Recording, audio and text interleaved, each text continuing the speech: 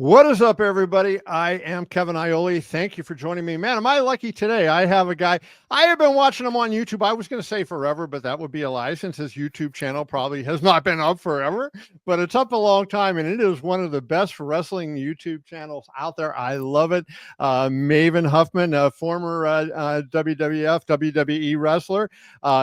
Beat The Undertaker, eliminated The Undertaker. How about that? If you're going to be known for something, eliminating The Undertaker is good. Maven, welcome. How are you, my friend? I'm good, Kevin. I'm good. Thank you for that introduction. And you're 100% right. If there's one thing to be known for, having a win with the dead man, that's definitely a good. I'll take that on my resume. I'll tell you what, like even Brock Lesnar doesn't have that. So look at you. Well, I mean yeah, I won't get in. I know your fans don't probably look into wrestling, so I won't get into to wrestling that much. But it's a pleasure being on with you, Kev. I appreciate you, brother. Before I get into the fights, and we're going to talk about UFC Seattle, which is this week. It's going to be a heck of a show. Big day for combat sports on Saturday. The boxing in Riyadh, 7 world title fights in Riyadh, and then you go to UFC and a really good card up there, headlined by Henry Cejudo versus Song Yudong. But before I want to give people who may not be familiar with you a little bit of an idea. What is your YouTube channel? Like, what is your goal on that channel? I know you talk a lot about behind the scenes things in wrestling. If people go to your channel, what can they expect? If I had one goal, one mission statement to provide anybody that watches the channel, it would just to be to make you a smarter, better wrestling fan. And we get people who always weekly say, I've stopped watching wrestling. I remember back during your era, during the Attitude Era, and I haven't watched since, but I'm learning so much from what your channel provides. And that's the goal. You know, you mentioned it when we were talking earlier, kayfabe's done. Kayfabe's a thing of the past. We're not trying to pull the wool over anyone's eyes. And we've moved into a time in human history where information is what people are seeking, and information that I'll be perfectly honest with you, Kev. I did not think that people wanted the information that I had, that I could provide. My YouTube partner, he told me, he's like, I guarantee you, if we do videos regarding things that you find as inconsequential, people will watch. They will want to know. And I'd be damned if he wasn't right. Stuff like, what's in your bag? What did you eat when you were on the road? How did you go from town to town? What was so-and-so like backstage? All the stuff that I never would have dreamed in a million years people cared about. I honestly believe they care about that as much as what happens in the ring. You know, Maven, I'll tell you this, like, I know I am certainly not a celebrity, certainly not a star, but what happens is you're close to the stars, right? And so I'm out there, I walk through the T-Mobile Arena at a fight card, and I have people, hey, I want to take your picture, because they know, hey, this guy interviewed Dana White, this guy interviewed John Jones. So they want to, it's like they can't get Dana White, so they get me. Yeah. And so your channel, but I think what you do really well is you simplify things so easily. And you talk about, like, I watched your video the other day that, you know, it wasn't even salacious, even though the headline was kind of salacious, about hooking up, right? And I thought, like, when we watched it, I'm thinking, oh boy, what is this going to be? But you have that ability, really, and you do a great job of kind of explaining, pulling back the curtain, and letting the average person know who doesn't understand how pro wrestling works a little bit about what's going on in the business. 2 things I promised when I started the channel, 2 things that I had to make clear with my partner, my YouTube partner as well. One, I was not going to bury anyone.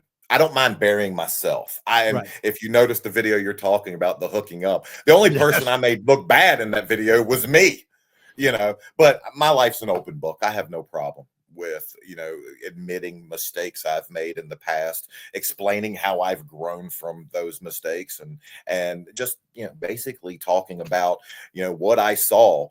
But through my first person perspective. And the second thing I promised that I wasn't going to do, I wasn't going to bury anybody, and I was going to be positive. There's enough online of people burying other people and just, oh, this Yes. sucks because of this. And yeah, no, I'll let you in on the business, but if I'm going to give a negative account on someone, it's going to be me. And along the way, I used two things that have helped me. One, I was a school teacher before I started wrestling, and that helped me. That helps me explain information. Sure. Two, I was, the sports host for HSN back from 2008 through 2012. And when you go on air, live television for 2 hours, and you got to sell NFL blankets, you better be able to talk, and you better be able to simplify information. And so I think those two things, kind of prepared me for my life on YouTube. Before we talk about Henry Cejudo and everybody else at UFC Seattle, I want to ask you this. The interesting thing, I saw your video you did about blading, right? Where for people who don't know the phrase, wrestlers, how they make themselves bleed. And then you had some pushback from some other wrestlers about this is not how you do it. Like, did it surprise you when you got the pushback, and how did, were you going like, dude, like, what's the big deal here? Because all of a sudden, not only is your channel big, but there's channels that are getting big by people talking about you. Which I guess is the way when you're kind of making it is when others use your name and your channel to help promote their own. I had no problem with the pushback, none whatsoever. In our business, when we do something, there's more than one way to do it. And all I was doing was, I didn't go on my channel. I didn't start my video and say, this is the one dead set only way you can make a gig. This is the way you get color. No, I told how I learned how to do it, how the Undertaker taught me how to do it. And it was good when I got the pushback, because I went on Taker's channel, 6 Feet Under, and I was able to get him to co-sign what I said was accurate, because I sat, and again, going back to the Undertaker, I sat and watched him, and the way he made it was the exact way I learned the first time I did it in developmental. Listen, I'll have everybody talking about me if they want to. I don't care if it's positive, negative, as long as you're talking about me, I'm perfectly fine with that. And the people who push back are guys I have immense respect for, guys that I still see at conventions, and the next time I see them, I'll still hug them and consider them a friend. It was good stuff. Well, let's get into the fights, because it's a really good fight card on Saturday in Seattle. I know a lot of wrestlers or MMA combat sports fans because they grew up in that kind of business. Main event is the former double champion Olympic. Sorry, Kevin. Can I make a real quick funny story? So when I get out of WWE and my future's in limbo, I get asked during a pretty big interview I was doing. Well, Maven, is there any chances you'd like to maybe move into the MMA world? Because other wrestlers did it, and my answer then is the same answer I have to this day. The fake stuff hurt enough. There's no chance I would get into that. You're right. Wrestlers we have an immense respect for all the athletes in MMA. And it's because I know what I went through. I know how much my body hurts. I can't imagine what they feel like on a daily basis. So sorry to interrupt no worries, you, Kev. No worries. I interviewed Brock Lesnar when he first came into MMA, and then I interviewed him after he went out of MMA, right? And he said, the difference in what I expected and what it was like was just, was amazing. So, but that's a story for another day. But Henry Cejudo fighting Song Yadong in the main event of UFC Seattle. I think this is a really good fight, Maven. And I'm curious your take. Cejudo is the veteran guy, maybe like the Brock Lesnar or the Undertaker of the UFC, guys that's been around, guys that's had the belt, done everything, and he's looking for maybe one more kick at the can. He has lost his last 2 fights, both to former champions. Aljamain Sterling defeated him. Merab Dvalishvili, the current bantamweight champion, defeated him, and he needs to win this fight. And he is a minus 285 underdog to Song Yadong. How do you see this fight going?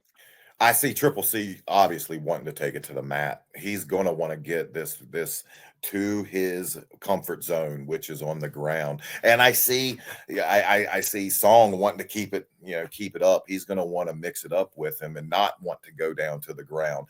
But actually, Kev, both fighters here need a victory. And Triple C kind of reminds me a little bit of the Kurt Angle with his background. So I've said it, during my time, when I started, it was WWF and then it transitioned into WWE. And, with all the guys I met, Kurt Angle was one of the toughest human beings I've ever locked up with. So anybody that reminds me of Kurt, that's who I'm pulling for anyway. So before we move on to the next fight, he's 38 years old, just turned 38. No concern about that little advanced age?